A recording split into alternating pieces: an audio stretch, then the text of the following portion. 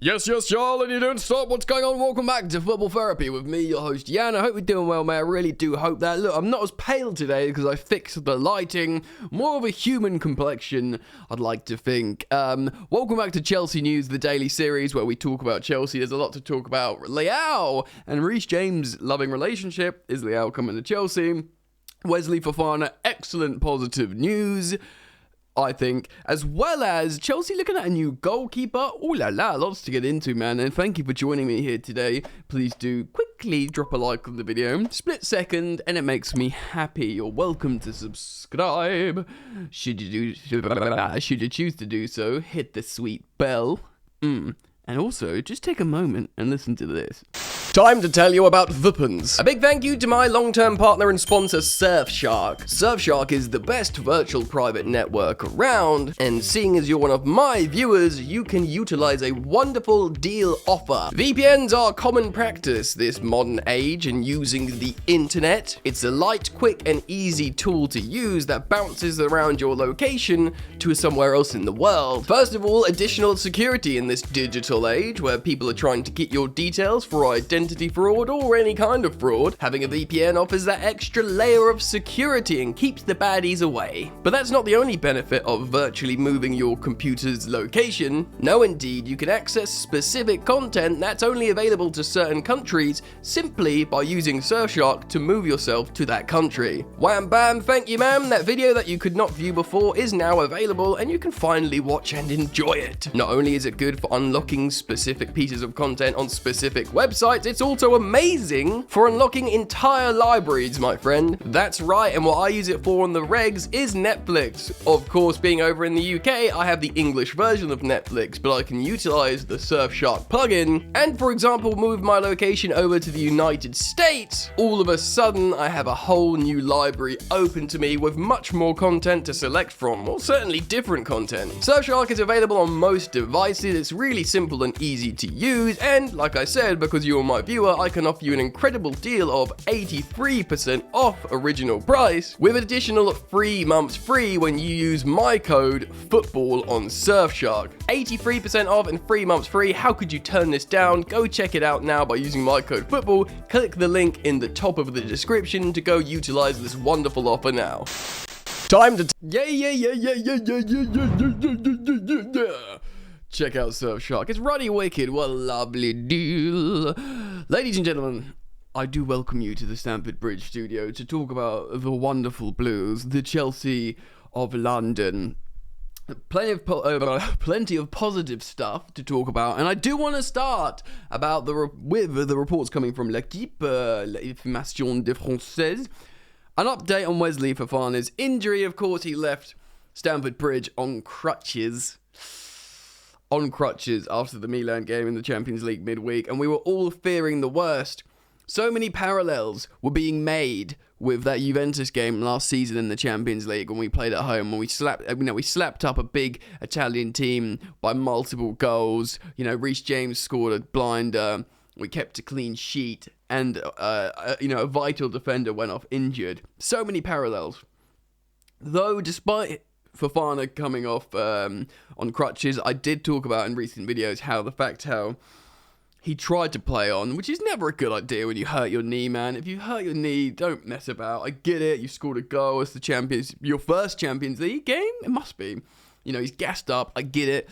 But you don't, you can make it worse. Just trying to play for 30 more seconds can put sometimes weeks, if not months, on an injury. You got to be very careful. It's probably why he was precautious with the crutches. But French reports coming from the keeper suggesting that it is a sprained knee as opposed to anything more serious. And they're saying up to 4 weeks out, which is really good news. Of course, it's bad that we won't have him available throughout this really congested period this month.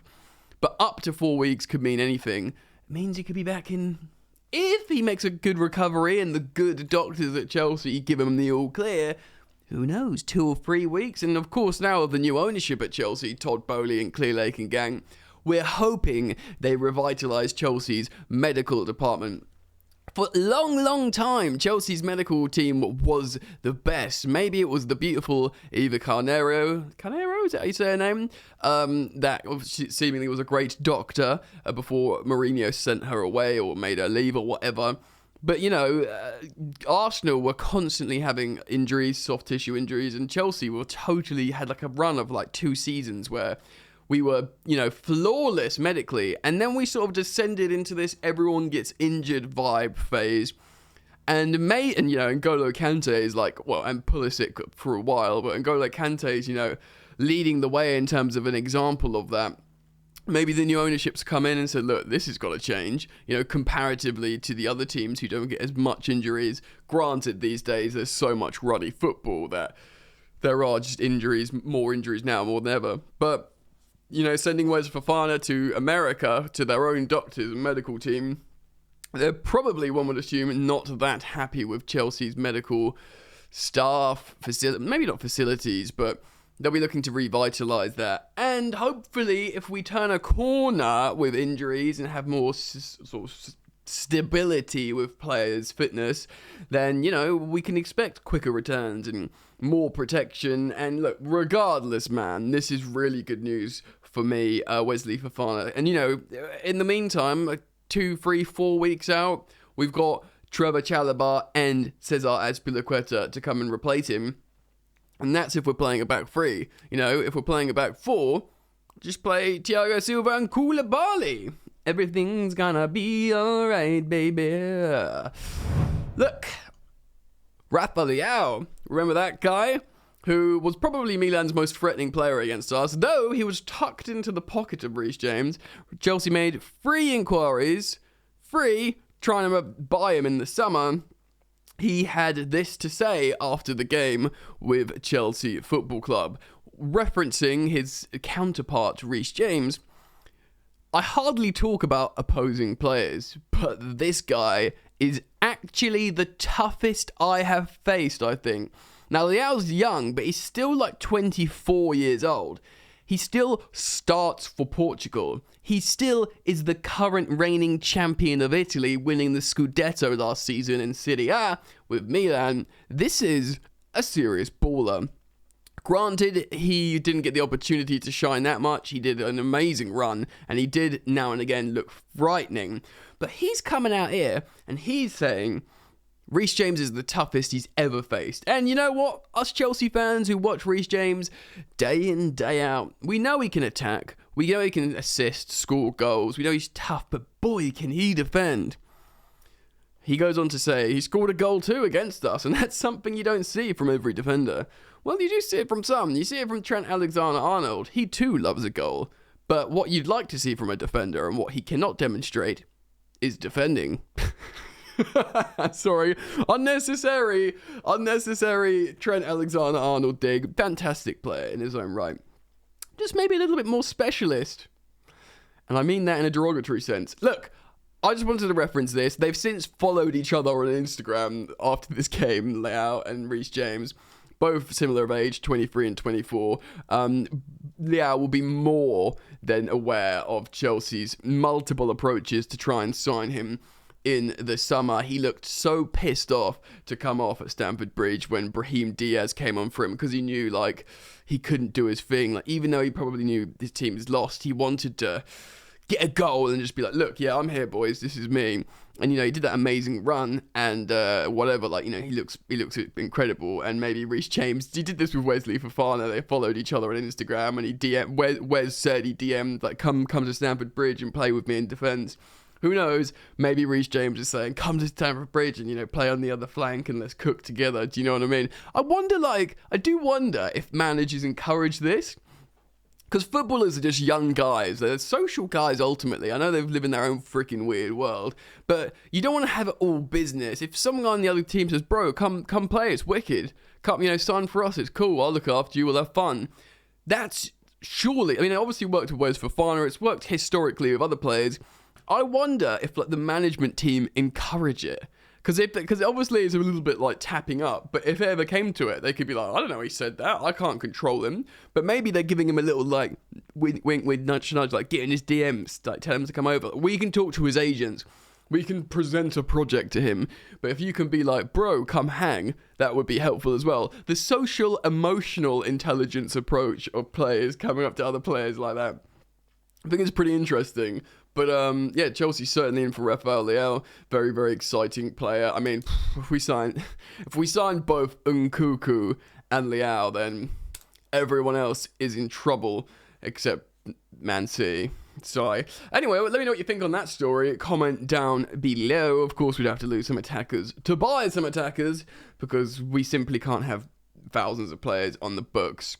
But I want to move on and talk about goalkeeper. So comment down below your thoughts, feelings, opinions, and emotions on Leão and Reece James as we move on to the next story.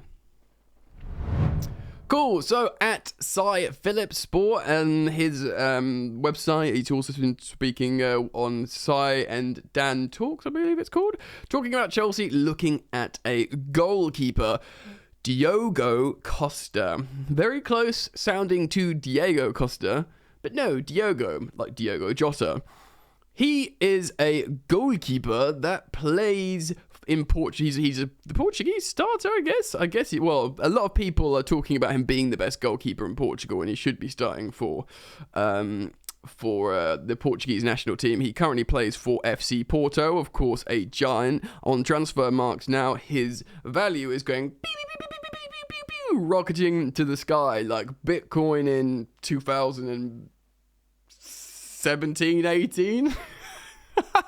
Or whenever Bitcoin was good. Very young. He is 23 years old, which for a goalkeeper is pretty much a fetus, unless your name is Gianluigi Donnarumma, who of course was starting for Milan at like 15 or 16, which is incredible, of course, but he's a giant and a special case. So this is really interesting, right? His contract expires on 2026, so he's got a few years left on his deal. Sadly don't know the details of this, apart from Chelsea looking at him, which is really interesting, because it means Chelsea are considering a new goalkeeper. This is something that's been spoken about before by multiple sort of journalists and news publications. Certainly Matt Law of The Telegraph has spoken about this. I've heard him, I've read it out, him writing about it. Also spoken about it on his regular show he does with the London is Blue podcast. Chelsea are considering a goalkeeper. Interesting. So obviously this is a collective model idea. We've spoken about Potter's project when he brought in Sanchez over Ryan. They need a particular profile goalkeeper. Now, Gaga Slonina's 18. He's one for the future. They'll probably loan him out. They'll consider him. Gaga will come to Chelsea knowing that he's going to get good money and play in European football, even if he doesn't expect to play in the Chelsea first team. Don't know what's going on with Nathan Baxter. But we've got the Edouard Mendy, of course, and Kepa Arrizabalaga situation maintenant. Now, Kepa's seemingly first choice at Chelsea, because as things stand, because Mendy's fit again. He's not injured, but they're obviously going with Kepa for momentum and his ball-playing ability. Does that mean he fits the long-term project? Maybe. I mean, Kepa is on super high wages. He's on number one wages, and he's got a long contract. Still got a couple, 2 or 3 years at Chelsea. He's got still like 3 years. He signed such a long deal with us when he signed from Bilbao. What they're probably doing is well, this is speculation here, so this is not me presenting news. It's really important that I assert that now. I talked about Kepa becoming number one because of the type of profile of goalkeeper he is over Mendy. And he's a good footballing goalkeeper, but he doesn't exert confidence always, though he's done well. And I think probably he's in like a probational analysis phase by the new Chelsea and data analysis team of Todd Bowley, looking at this guy, thinking, right, can he be the one? Let's keep a close eye on him and see how he handles pressure situations. See his save percentage, his pass percentage, etc., etc. Of course, a huge weakness of Kepa was claiming crosses. He just didn't do it at one point, and Mendy came in, and it's a basic thing for goalkeepers. Granted, he's not that tall. Granted, he doesn't have the span Mendy, big wingspan, so it's really easy for him to come claim crosses. And when, even that's a basic thing, when he came and did that in the Chelsea lineup, we were like, oh, goalkeeper, who can do that? So let's just quickly see how tall Diogo. So yeah, 6'1" is Diogo Costa, so 6 feet 1 inches, which is about the same as Kepa, to be honest. Let's see how tall Kepa is, because that's pretty short for a goalkeeper. Yeah, Kepa's about the same, bro. Yeah, which is really interesting, actually. So he's not... They're literally bang on the same. They're both 6 foot 1 inch, Diogo Costa and Kepa. So it's not like a height-size thing if we are looking for this guy. Again, I don't know the details, more that we've just been linked to a new goalkeeper. Very interesting, though. This is a new dawn at Chelsea, a data-led revolution. Let me know what you think, though. Comment down below on Leão, Diogo, etc., etc. I'm really interested to hear what you guys have to say about this situation. Do go check out that amazing deal at Surfshark. If you're yet to get a VPN, it's a great opportunity. So you just click the link down in the description. Thanks for joining me. I look forward to seeing you guys very soon. Take care of yourselves. Peace.